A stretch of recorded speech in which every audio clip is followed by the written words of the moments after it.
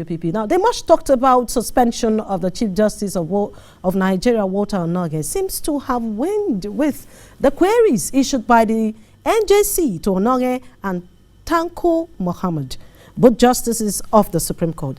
But the anger of youths from the Niger Delta is turning into protest as they took to the streets protesting yesterday. Today, the Ijaw Nation is mourning. Today, the Niger Delta youths are mourning. And why are we mourning? We are mourning because our at-end democracy is derailing. Before you suspend the citizen of this country, there is a lay-down process. And we urge Mr. President to go through the processes. We are not saying that the president should not fight corruption. The president should continue to fight corruption. The president has our support. The president has a mandate to continue to fight corruption. And that in the course of fighting corruption, there should be no sacred cows. It's an injustice, once again, meant to the people of the South. And we totally condemn that. We say no, and we will continue to say no. All right, that's the president of the Ijaw Youth Council, Owelami Peretubomo Roland, speaking there. And I want to let you know that this is our focus tonight, as we have joining me in the studio the Secretary General of the Ijaw Youth Council, Alfred Kemeko. That name Alfred Kemado. I hope one day I don't bite my tongue out pronouncing that name. All right, welcome to Democracy Today. Thanks. Yes, let's go straight to the protest yesterday. Why do you have to protest over an issue that the court is already handling? Basically, it's not about what the court is handling or the court is not handling. It's about the whole particles that concerns the issue. Like we have rightly said and like he rightly said, we don't have any problem with the fight against corruption anywhere, any day, any time. And if that fight against corruption is intended at any officer from our part of the country, it's not a problem. But the process makes it fishy. You know, like Quarters would say, there is a process, a laid-down procedure for you to discipline judicial officers. But here we are in a country where a petition is written and in less than 24 hours, the CJN is being prosecuted. And if you compare that side by side with the fact that people like former Secretary to the Government of the Federation, people like Babachir Lawal and others who were very close to the president, who are obviously from the north, who even probe panels and other things found guilty. It took them just about 15 months to pretend to try to prosecute them about yesterday or something. So you begin to see maybe, is there an ulterior motive? We are not saying that corruption at any level in any way should be shielded, but the processes should not be abused. And we have also observed over time that some of these things are targeted at Southerners. You may quickly recall that in recent past, there was DG Seefa, the Director General of the State Security Service, who rose meritoriously to become the DG. And the president came back to the country after his travel, and just because the man is from the south. Do you think it's because the man is from the south? That's can I explain that? But there's a former governor that is in detention now. That's not the point. Now the point is that's not the point. The point is, just because the man is from the south, he was yanked off. Now today, the CJN who comes from the south, just because of an allegation that can be investigated and have him prosecuted following the lay-down procedures, you are yanking him off. So it makes us as a people feel less of that Nigeria that we have become. Because when you compare that with what the president said in his inaugural statement, that he will not care about the 5% of the people that didn't really support him or vote for him, probably analyzing the votes, that he's going to care for maybe just 95%. You now begin to understand that there is a deliberate plan by this presidency, by the President Mohammed-led administration, to ensure that Southerners do not have anything that is reasonable in the administration. And this can be buttressed by, this can be buttressed by, you can buttress this by the litany of appointments. You have made a lot of examples. But let me ask you this question. The person in charge of the judicial system of Nigeria,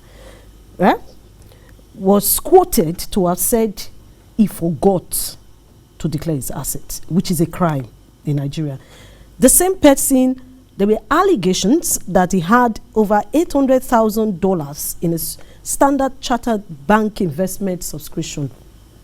And he is at the aims of affair of the judiciary. You don't think he should step aside for his trial to continue? Very fantastic question. Let me also ask you. The President Muhammad Buhari, the President of the federal government, is relying on the recommendation of Danladi Umaru, the head of the Code of Conduct Tribunal, to dismiss him. Danladi Umaru, the head of the Code of Conduct Tribunal, is also facing corruption charges. So like the popularly say, what is good for the goose is good for the gander. So if you think that CJN or Onnoghen should step aside, it means that Danladi Umaru should have stepped aside since yesterday. Now look at the suspicion around it.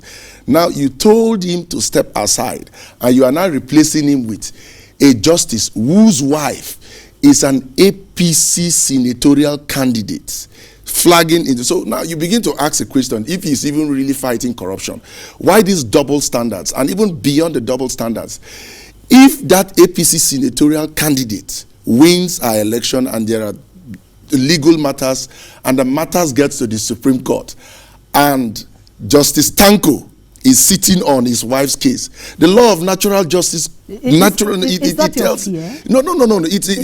Don't describe it as a fear. Describe it as a humongous wrapped corruption, a new brand of invented corruption by this administration.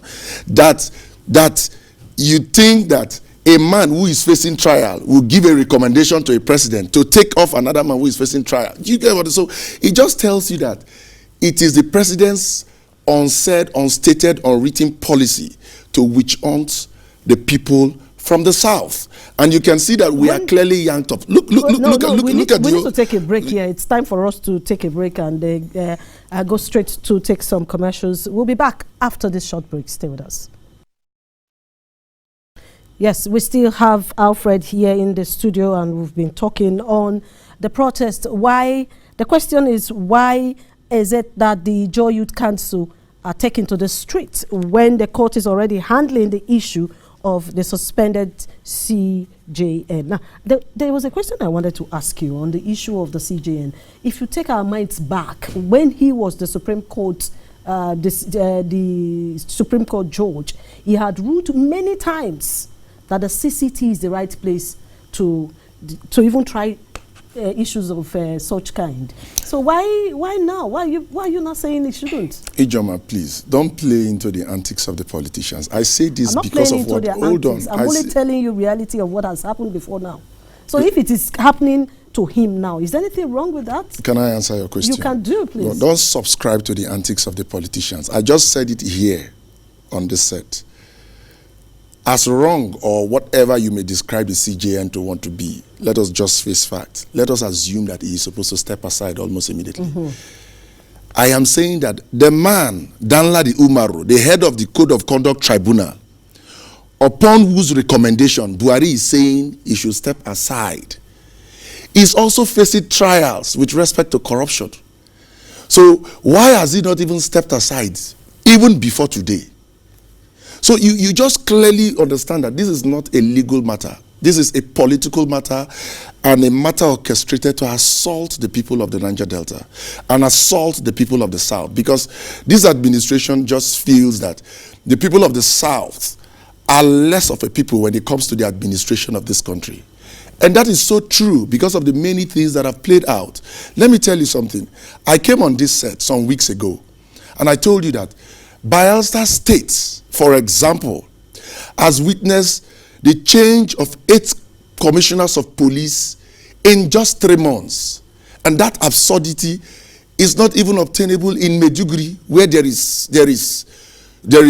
a festival of a form of insecurity we call Boko Haram that needs to be called by this present administration. As I speak to you now, the 9th one has come. We pray that that one will stay long. So you discover that the federal government has a plan to constantly assault and provoke the Niger Delta people to go into violence. And I can tell you that in the past 3 years, we have been able to keep our environment calm. Shortly before the CJN was even removed from office by these political means, I can confirm to you that we had fighter jets flying across the Niger Delta, trying to maybe intimidate us, which they can and they can never do, along the Niger Delta. Not only that, you see federal agencies, federal institutions aiding and abetting people they should ordinarily arrest. They come around our environment and perpetuate criminalities, and just because they are connected to one so-called federal might, they hide under that, and when the federal government is supposed to be prosecuting them. We see all of those things. You see federal forces out of fictitious and malicious petitions that have been written and dropped in agencies orchestrated by the federal government and their allies. They come into the Niger Delta to try to intimidate even people, try to arrest people unnecessarily, and all of that has been happening. Okay. I don't need to tell you, I don't need to tell you, no, I don't need to remind you that federal forces recently went into a place called Oluwasiri in Bayelsa that they are looking for criminal they didn't find. They left there shooting to death a lady and a baby. That's an allegation. But it is not an allegation. It's in the news. Google it to your iPad. Are you not worried as a Nigerian? Why are you telling me it's an allegation? Are you not worried as a Nigerian that this thing is taking ethnic dimension and religious dimension? Because the Joy Youth Council is backing Onnoghen, and the Arewa Consultative Forum is backing the decision of the president. Let me tell you something. Is that not sharing the country? Let me tell you something. Is it not dividing the country? Let me tell you something. Please, let me tell you something. We all desire a united Nigeria. But let nobody tell us that united Nigeria that all of us want to become will not be negotiated. And I mean that let nobody tell us that it will not be negotiated along the lines of equity, along the lines of fairness, along the lines of justice. You cannot tell me that we want to have a united Nigeria where either an Onnoghen is guilty and his guilt will be treated differently, or a Matthew Sefa will rise to be a DG of SSS and he will be yanked off his position just because from his side. But Flight Lieutenant Perewe Jacob from OD is good in one Nigeria to fly and go and crash and die in Maiduguri in that one night. You can't tell me that. If we must have a one night, what I'm telling you, know, most times the president says he's not aware. So in case he's not aware, let him understand that we are feeling less of that Nigeria. What is good for the good is good for the gander. I repeat again, for those who didn't hear me well, you can't tell me that because Onnoghen is guilty, if I agree that he's guilty, he should step aside. Oh yeah, he's stepping aside. But that he's stepping aside based on the recommendation of a guilty northerner, Danladi Umaru, who has been guilty since yesterdays. That one is not good to step aside. You don't operate in Nigeria like that, where justice is selectively But I would like dispensed. to correct you. I would like to correct you. Danladi Umaru has not been found guilty. Onnoghen has been found guilty. He has not also been found guilty. Has been found he guilty. has not been found guilty. Onnoghen has been found guilty. But we should be careful. Ijoma, please now. So Onnoghen has been. Don't tell me that Onnoghen has been found guilty. Onnoghen has not been found guilty. So they all belong to the same category. So why treat them different? See, let us be fair to this country. What do you want, the Joy Youth Council? What do you want to do now? What are you asking for? What we're asking for is what we have always asked for. Number one, we even need a restructured Nigeria. But beyond a restructured Nigeria, we need a system of justice that is this. Let me tell you something. Today it's Onnoghen. Tomorrow it can be you. Even elementary government teaches us that there is separation of power, the executive, judicial. So the president can just wake up. In this Nigeria that the Joy Youths want to are negotiating to be part of, a president can wake up and say the head of the judiciary. So which means the president can wake up and suspend the Senate president tomorrow. In Nigeria, a hard-end democracy that we have all subscribed to cannot be operated in that form. Right, and if other youths, because of petty money and petty positions that they have given together, cannot speak up, we, the youths of Ijoland, will speak up. And don't forget, this president also said at a particular point in time, no, let me find out. This president also at a particular point in time suggested that we are lazy. it could also be true. Because if we are not lazy as Nigerian youths, we should have stopped at nothing but interrogating these injustices done to anybody, all right, anywhere. I would like to say, Comrade Alfred, thank you for being a part of the program. And this is where we end the program tonight. Until tomorrow, 7:30 p.m., you can tweet at me at EJ Osamo or go to our Twitter handle at Democracy Number 2 Day with a double Y. Until tomorrow, good night.